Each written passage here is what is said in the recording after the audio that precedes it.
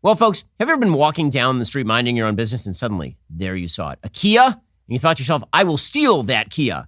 Well, that is the case being made by a New York Times columnist, that when people steal Kias and Hyundais, actually it's the car's fault. It comes courtesy of Farhad Manjoo of the New York Times, who is a reliable source for some of the dumbest stuff you ever heard. Kia and Hyundai helped enable a crime wave. They should pay for it. Wait, you ask, are Kia and Hyundai hiring gangs of criminals to steal each other's vehicles? No, that's not what they did. Apparently, they just didn't take enough precautions to prevent people from stealing their vehicles. I'm not kidding. This is his case. In a recent analysis of data from 37 American cities, the Council on Criminal Justice, a nonpartisan think tank, suggested a hopeful trend. The pandemic-era spike in crime may have peaked. The homicide rate has dropped significantly over the last year based on data from 30 American cities. But there's a glaring exception. Auto thefts. According to the Council on Criminal Justice, the number of vehicle thefts during the first half of 2023 was 33.5% higher on average than during the same period in 2022, representing 23,974 more vehicle thefts in the cities that reported data. That would be Philly, Washington, D.C., Chicago, New Orleans, Buffalo, and Durham, North Carolina. Motor vehicle thefts this year have more than doubled relative to last year, according to stats collected by Jeff Asher, a crime data analyst. Why are so many cars getting stolen? Police departments and city officials point to this. Millions of Kias and Hyundais are ridiculously easy to steal. So it's the fault of the car, you see. The car basically wanted it. Its skirt was too short. It needed to be stolen. That's the way that this works. It's not the criminal. The car is just sitting there, and the criminal was not a criminal. It was just you. You were just walking down the street like a normal human, never having stolen a car in your life, and there you saw it. In the pure summer sunshine, a Kia Ultima. And you're like, let's do this thing. The time has come. That is the easiest car to steal. And so you, drawn like a moth to the flame, walked over to the Kia. And you said, sure, that's not a very nice car. Sure, I don't really want a Kia. I wasn't like desperate for any of Kia's brands. Like their EV6 wasn't my bag. Their Telluride wasn't my thing. But now that I see it gleaming in the summer sunshine, and I know it's super easy to steal, I, a lifelong law-abiding citizen, have decided to steal this Kia. That's exactly how it went, probably, according to Farhad Manjoo. For years now, most automakers have equipped most of the cars they sell in the U.S. with electronic immobilizers, devices that prevent cars from starting unless they detect a radio ID code associated with the car's rightful key. But Hyundai and Kia, which come under the same South Korean conglomerate, did not install this basic device in somewhere around 9 million cars sold between 2011 and 2022. A couple of years ago, videos showing how to hotwire the vulnerable cars began to pop up online. Without going into details, the hack involves jamming a small object into the car's starter and turning it as if it were a key. One perfectly shaped tool for the job is readily available, a USB plug. I'm glad that Farhad Manjoo is now explaining to people how to steal a car. This is great. The Ben Shapiro Show is supported by Grand Canyon University. It's an affordable private Christian university with a vibrant campus in beautiful Phoenix, Arizona. It's ranked top 20 in the country, according to niche.com. GCU is a missional, Christ-centered university that strives to foster a culture of community, giving, and impact. GCU's goal is to help you develop into a servant leader who makes a difference through finding your purpose and fulfilling God's plan. With 330 academic programs and over 270 online as of June 2023, GCU integrates the free market system with a welcoming Christian worldview into your bachelor's, master's, or doctoral degree.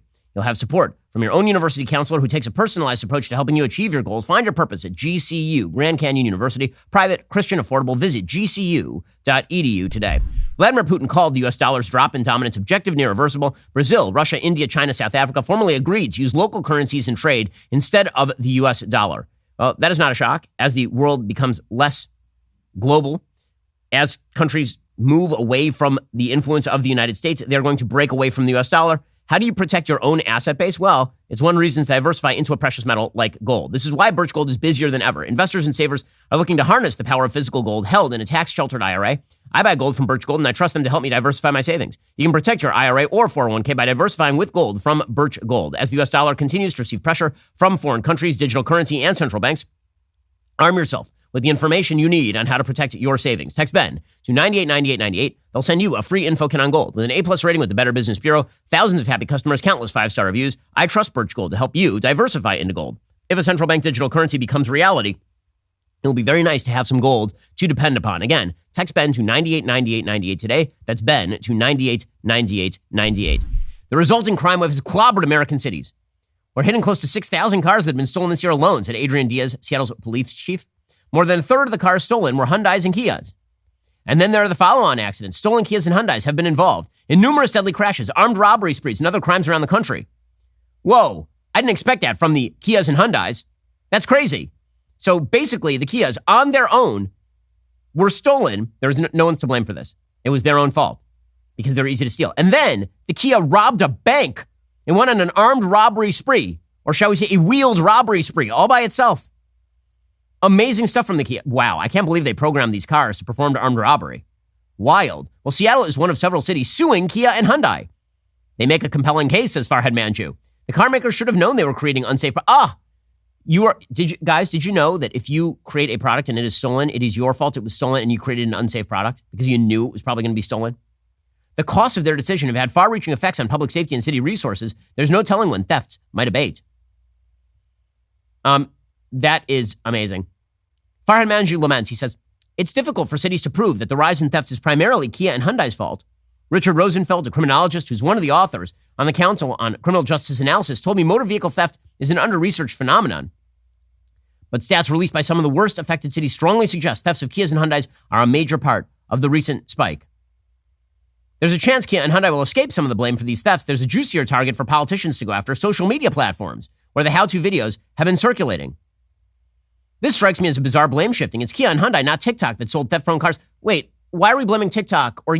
How about you blame criminals? I don't understand. There's like a third party here doing all the criming. It isn't TikTok. It isn't Hyundai. It isn't Kia. It's the criminals. Like, these people are so stupid. This is like the stupidest take I've ever heard. Well, there was the knife. It was sitting there in plain sight, and you were just drawn to it. You couldn't stop yourself, and so you stabbed your friend in the eyeball. Probably we should sue the knife manufacturer, or alternatively, the YouTube video where you learned that knives stab things.